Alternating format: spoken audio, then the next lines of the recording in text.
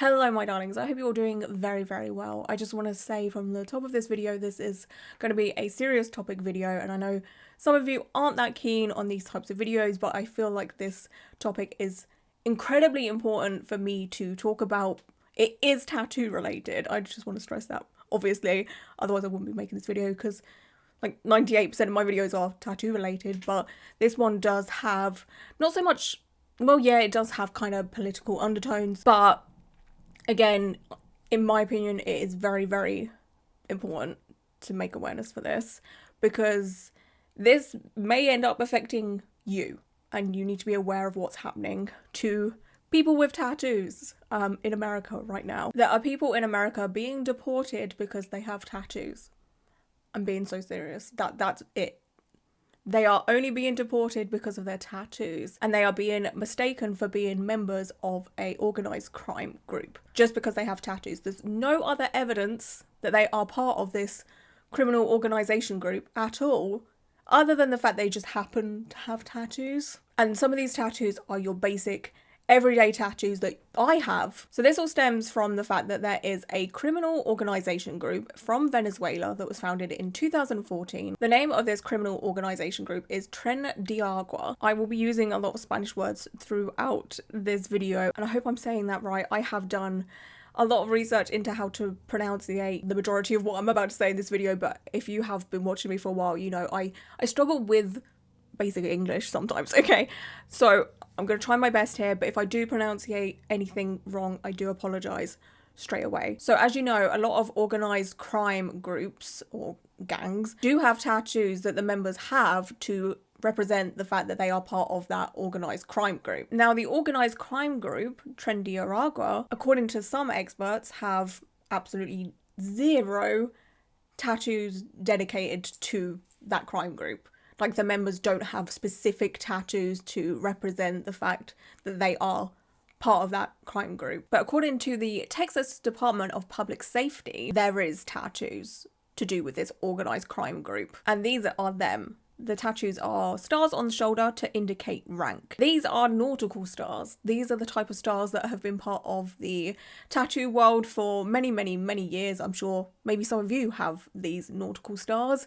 I know a lot of people back from like 2007 to 2008 that had these tattoos because they were emos. There are so many emos walking around with these types of stars tattooed on them. Crowns, similar to Latin Kings, which is another organised crime group. Again, there are so many people walking around with crown tattoos, and yes, this can be sometimes a tattoo to do with an organised crime group, but sometimes there are just people walking around with crowns tattooed on them, you know? Like, it's okay, whatever. Firearms and grenades, okay, that one to me could maybe be a little bit, you know,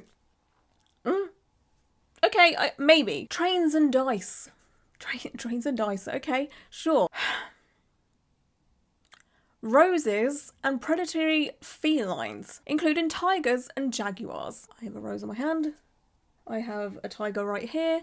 In fact, I have like 10 rose tattoos. As we all know, I love a rose tattoo. And rose tattoos are probably one of the most popular tattoo design of all time, right? Let's be serious. They are. A lot of people that have tattoos have at least one rose tattooed on them somewhere. Instantly, to me, this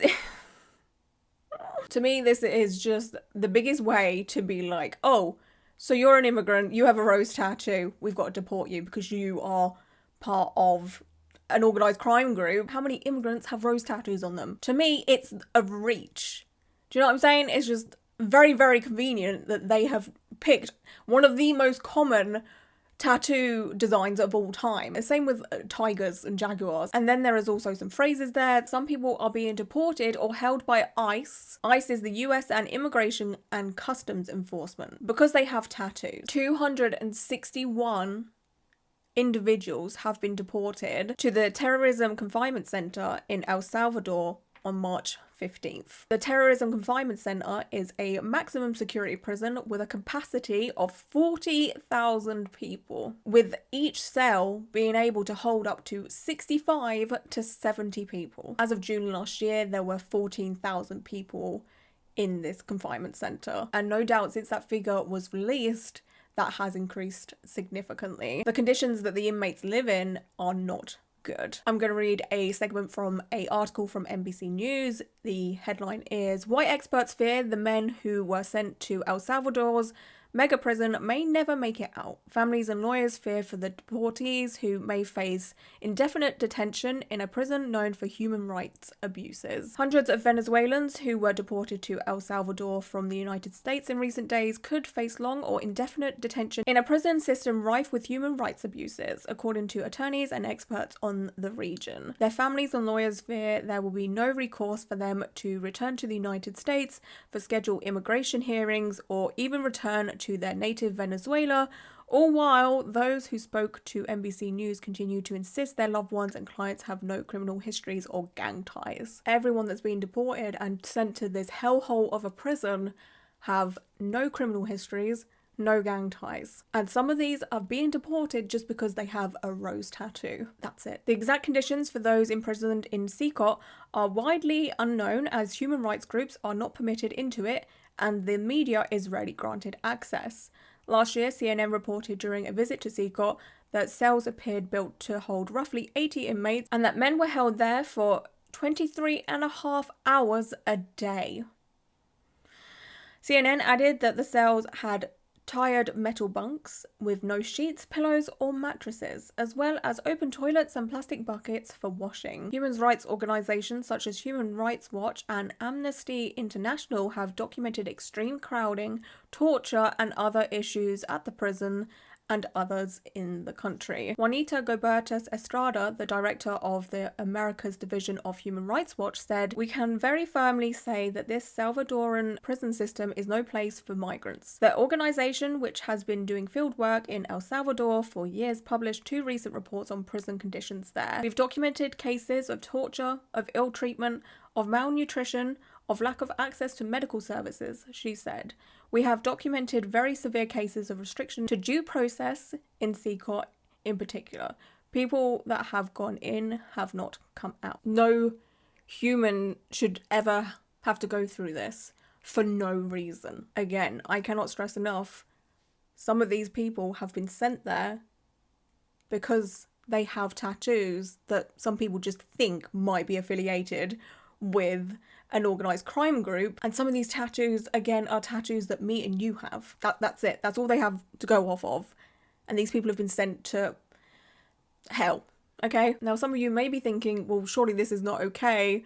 There has to be laws to prevent this kind of thing. Like, without evidence, you can't be doing stuff like this, right? Sadly not. There is something called the Alien Enemy Act that was established in 1798, was designed to give the President of the United States more power over foreign nationals on American soil during times of war. This month, Donald Trump invoked the law in an executive order targeting the Venezuelan gang Tren de Aragua, which the White House says is conducting irregular warfare against the US. The administration subsequently deported more than 200 men who may or may not have ties to the gang to a Salvadoran prison before a judge temporarily blocked the removal. The administration is appealing the ban, but the men remain in El Salvador while their legal status is challenged. The White House claims implementing the law is necessary to ensure public safety, while others argue the long-standing statute should not be used since the US is not in a declared war with Venezuela. In memorandum, I've never seen that word before, in memorandum, apologies, blocking the removals, federal judge James E. Boasberg acknowledged that the executive's use of the Alien Enemies Act raises thorny legal issues that loom on the horizon, calling Trump's use of the law unprecedented. The Trump admin just admitted they mistakenly sent a legal resident to a mega prison in El Salvador, and now they say they can't get him back. They called it an administrative error in an official court filing. It's almost as if this is why the Constitution exists. This is why a judge ruled Trump couldn't send people to a prison known for food deprivation and torture without proof of wrongdoing in a court of law. When the judge told Trump to turn the planes headed for El Salvador around, he didn't listen. He's willfully disobeyed the courts and is continuing to do so. The man's name is Kilmore Abrego Garcia. He was living in Maryland with his wife and 5-year-old child who's autistic. He has no criminal convictions in the US or El Salvador, according to his legal team. His wife had no idea he was even in the prison until spotting him in an image of detainees. Without any evidence, the Trump admin alleged he was a member of the MS-13 gang, but he was here legally after fleeing gang threats in El Salvador in 2011 when he was a teenager. JD Vance tried to smooth over the situation, saying on X that he had no legal right to be here. But even if the crime was entering the country illegally, voluntarily, which it wasn't, that has to be proven in a court and still wouldn't warrant being sent to a foreign prison. Abrego Garcia's case is the latest report of people with no criminal record being sent to the prison without a day in court, some based only on tattoos. This is alarming. The executive branch disobeying the judicial branch is unconstitutional, and the executive branch not allowing any of these people to have a day in court is unconstitutional too. If anyone can be taken off the street and sent to a mega prison without due process, we live in a dictatorship. Will Trump be held accountable? Will this wrong be righted? We're now going to take a look at just some of the people that have been affected by this and have been deported because they have tattoos. One person that has been affected by all of this is Juan William Chacen Gomez. Juan is a tattoo artist from Venezuela. He entered the United States of America legally last year, and at the time ICE did investigate him and ask him about his tattoos and asked if he was associated with the Tren de Aragua, which he rightfully denied because he's not. ICE then confirmed that he has absolutely no association with the organised crime group, but even though he was cleared by ICE themselves, they still turned around and decided, we're going to deport him anyway. And he has been sent to the Terrorism Confinement Center in El Salvador. John's sister was clueless as to where he was for a few days. Yuli has been searching for her brother. She is one of several Venezuelan families whose relatives have disappeared. She says he's not a criminal. John is a tattoo artist with tattoos of his own, but she says he has no criminal record or ties to the gang. In early March, he was moved to a facility in Texas. He had become more anxious, his sister says, and believed he might be deported to Venezuela. Then he vanished. On Sunday, Yuli learned planes had arrived in El Salvador, carrying migrants, and had a lingering suspicion he might be one of them. As videos and photos released by the Salvadoran emerged, Yuli spotted a photo on the news. She felt confident it was her brother. Hicimos acá una flechita para que lo... Bueno, ya ahí pues está con su cabello cortado. So she sent this photo to her family because she could see the arrow. She put the arrow to send it to them and say, this could be our brother. She needed confirmation. Then finally, a call with the Department of Homeland Security confirmed her worst nightmare. Cuando me llamaba, Her brother had been sent to a notorious mega prison in El Salvador. le salió de ley que fue deportado allá. She wants to just confirm one more time that that her brother, whose A number we have provided, was deported to El Salvador on March 15th.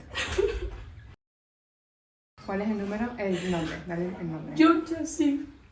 Una más. John Chacen. Did you hear her?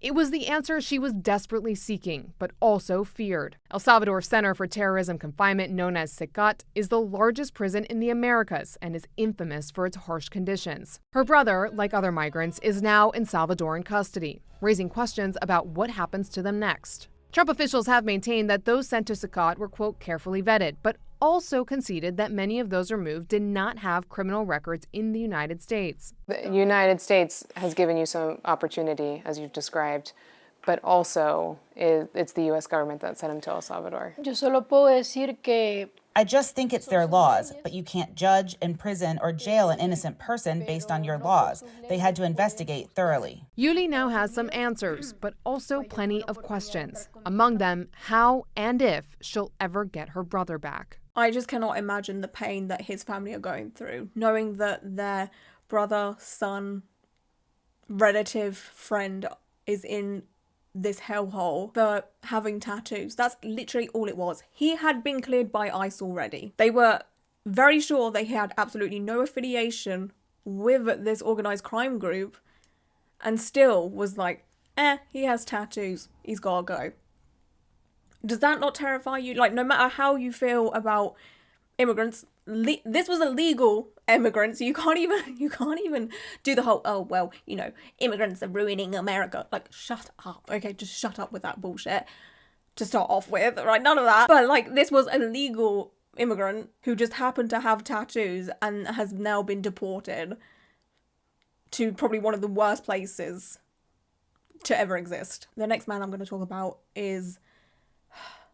like, if the first one, or this whole situation, isn't already making your blood boil, this one will. This makes me so infuriatedly angry Anyway, Neri Alvarado Borges, a 25-year-old man. Neri is originally from Venezuela but was living in Texas. He was a psychology student in Venezuela who had been forced to abandon his studies and migrate to the US 9 months ago because of the Venezuelan economic collapse. He moved to Dallas and worked in a bakery. Neri's older sister, Maria, said, "Anyone who's talked to Neri for even an hour can tell you what a great person he is. Truly, as a family, we are completely devastated to see him going through something so unjust, especially knowing that he's never done anything wrong. He's someone who, as they say, wouldn't even hurt a fly." Neri has 3 tattoos. One tattoo says family, another one says brothers, and a third for his younger brother, Nerielson, who is autistic. The tattoo is of a rainbow-coloured ribbon of the autism acceptance movement with his brother's name. It's very, very obvious that Neri is a very family-orientated person. A 25-year-old man who moved to America to make money working in a bakery, who has an autism acceptance tattoo. Apparently that's enough evidence that he's part of a organised crime group and that he needs to be sent to a mega prison. Despite Neri telling ICE the meanings behind his very personal tattoos and ICE not finding any evidence of him being a member of the Tren de Aragua, they still deported him to the confinement center. If that isn't terrifying, I don't know what is. Arturo Suarez, a singer who had been living with his wife in Chile, he decided to migrate to United States so he could advance his career, have better opportunities as a singer, and he wanted to learn English as well, which obviously would help him with his career. ICE decided to detain Arturo during filming scenes for a music video. This all happened in North Carolina in February. He, of course, himself has tattoos. There's this clip on Instagram from Al Jazeera. The caption says, "Arturo Suarez's partner, Nathalie, is raising their 6-month-old daughter alone after she says the US authorities wrongly deported him to a mega prison in El Salvador. Critics say innocent tattoos like his are being used as the basis for accusations of the Venezuelan gang membership."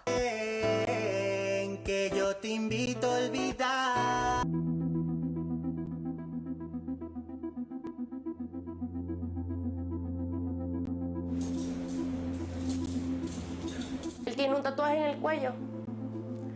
Me di cuenta por él. De hecho, comparé con una foto que él tiene cantando. No, me parece personal. Eso sí me lo quiero comer.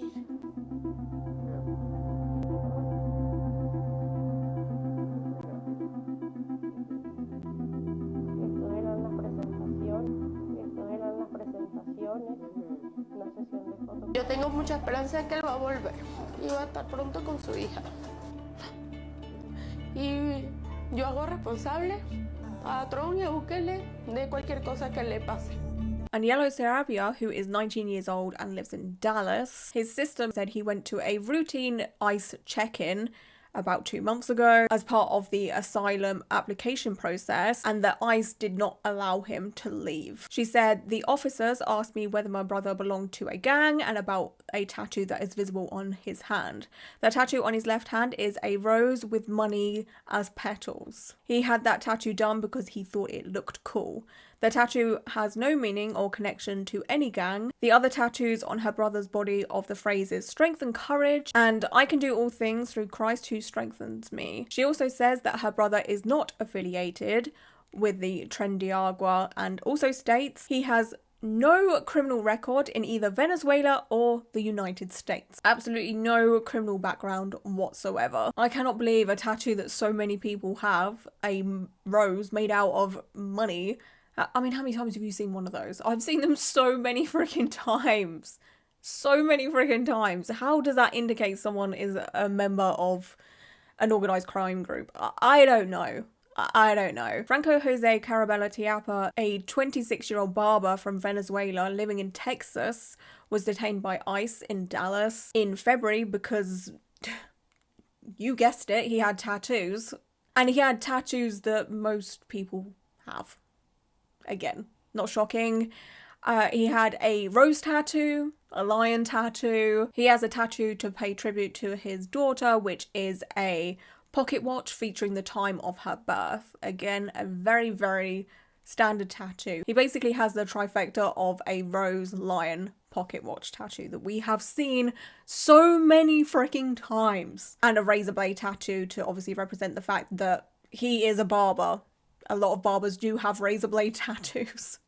It's not unheard of. According to Franco's wife, the couple crossed the United States border in 2023 and they surrendered to the authorities straight away. After claiming asylum and being detained for a few days by ICE, they released them and ordered them to check in routinely with federal agency, which is what they did. The couple had gone to several of their scheduled check-ins without experiencing any issues whatsoever. But in an appointment on February 3rd, Franco was not allowed to return home with his wife and was sent to the confinement center because his tattoos. Here's a video of Franco's wife talking about the whole situation, how it's affecting her and how it's affecting their daughter. Solo pido que se haga justicia y que puedan ver que él no es ningún delincuente ni nada, que lo tienen allí 100% y justamente.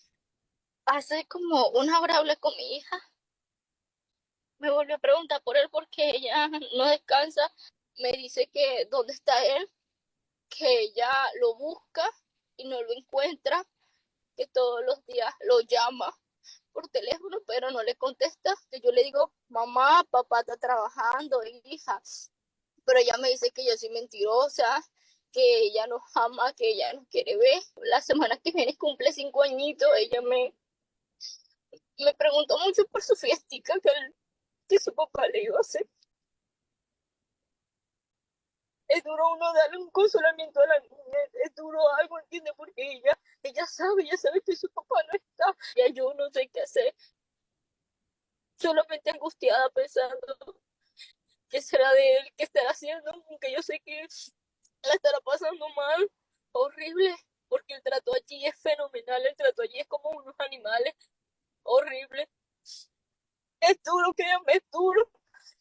Yo no le deseo nada de esto a nadie, pero a nadie. It truly is just incredibly heartbreaking.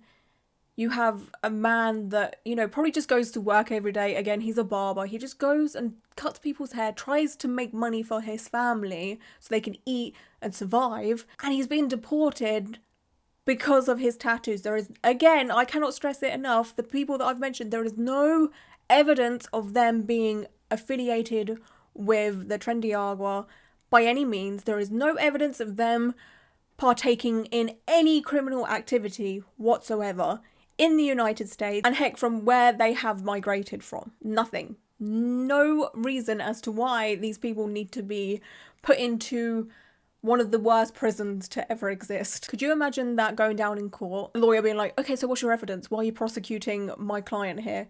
Oh, they have a rose tattoo. What?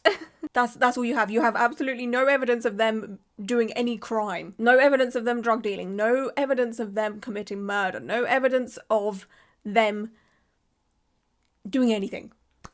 Nothing. No quiere decir que todos los que tengamos tatuajes somos delincuentes o ladrones o algo así. I dread to think how many of these 200 to 300 men have been put in this hellhole of a prison because they have tattoos like you and I do. Your regular everyday tattoos to honour your friends and family, or just to, you know, have a little bit of self-expression. Something that a lot of people do. Like, it's not even safe to have a tattoo if you're a migrant anymore. It's just, I can't get over the rose thing. The rose and the tiger thing.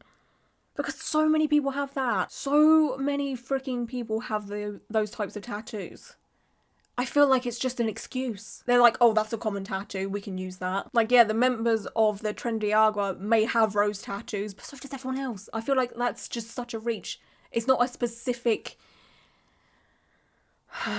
It just feels like a massive excuse to, you know, make America great again. Right? America would not be what it is today without immigrants. Whether you like that fact or not. It wouldn't. There is enough evidence and proof out there. You go do your research if you don't believe me. So yeah, I just want to put a warning out here to everybody. Obviously this affects, at the moment, migrants, legal and illegal. You could do everything right. You could have your papers. there's still a chance that you might be targeted. All I can say is, even though this hasn't helped the people that this has affected, make sure you have a meaning for your tattoos. Make one up right now. If you're like me and someone that loves to get flash tattoos because you just like the look of them, make up a meaning. For your own safety, make up a meaning for every single one of your tattoos if you fear that you could be deported because of your tattoos. This is your warning. And even then, that may not help you. ICE are ruthless. They are absolutely ruthless. You could do everything by the book. But heck, you have a rose tattoo, so out you go. This whole thing is just so incredibly scary because, sure, they're going to target immigrants now. But what, like I was saying, like, what's next? What is next? Or who is next? Sure, it may be just this one specific gang that, you know, America has an issue with, but then what's after that? Who are they going to come after next? This whole thing is so incredibly heartbreaking because the majority of these people that have been deported probably have done nothing wrong. They're just family people trying to make a better life for themselves, and they thought, oh, you know, America could be a good start for us, so I can feed my family, so I can work a job and get paid, you know, an okay amount so I can feed myself. That's all they want. That's all they freaking want, is to be able to feed themselves, put a roof over their head. Immigrants are some of the most hardest working people you will ever come across. And America's just like, meh, let's get rid of them. And the thing is, I know there will be comments on here saying, oh, but you know, immigrants commit crimes. They're out here raping women. Read a book. Your president is a rapist. How about you start with that first, you know? Yeah, I'm so incredibly sorry to everyone that this is affecting, and those that are affected by this. First and foremost, the people that are in the confinement center and the people's families, friends, having no clue as to whether they will ever see their family member ever again. I can't imagine how scary and terrifying that must be. I'm so incredibly sorry to every immigrant that now has to live in fear because they have a basic tattoo that the majority of the world has. Well, not the majority of the world, but the majority of tattooed people have, you know, when it comes to, you know, roses, lions and what have you. And I'm just incredibly sorry to every immigrant that doesn't have tattoos, because again, it cannot be an easy time right now. You know, you never know who's just gonna bash your door in. Even if you do have all your papers and everything in order, everything in check, you could still be deported. Because, you might be a threat. No evidence. None. But, come on. Off to prison you go. Can you believe that Trump has only been back in the White House for, well, I'm filming this on the 2nd of April, 3 months? It's only been 2-3 months of this. And it feels like it's been going on for years and years and years. Why do I feel like I've been hearing about Donald Trump's second term for so freaking long, and it's only been 2 or 3 months? We've got years left of this. It's going to feel like a lifetime by the time he's done. And what's so funny to me, there are so many people regretting their vote for Trump right now because of all of this kind of thing and other things that he's been doing. Like, people are starting to, you know, really wake up as to what he's trying to do here. And if that doesn't tell you how bad it is that his loyal followers are like, whoa, yikes, what did we do? I don't know what will. I don't know. We've been trying to tell you. I mean, I can't do or say much because I live in England. There's only so much I can do. All the way over here, our government isn't any better. I mean, it's not as bad as Trump, but I don't know. The far right movement is getting huge. Massive. I just want to say thank you so much for being here and watching. If you have watched this whole video, I can only ask that you talk about this with everybody that you know that is tattooed. You know, do your own research, look into it. I will leave relative links to where I found my information down below. None of what I've said here, I have been talking out of my arse. This is legit happening. This isn't some, you know, far left propaganda. This is actually happening. But yeah, that's it for today's video. Again, thank you so much for being here and watching. If you have made it to the end of this video, I appreciate you all so much. I'm gonna go now. Thank you for being here, and until my next video, bye.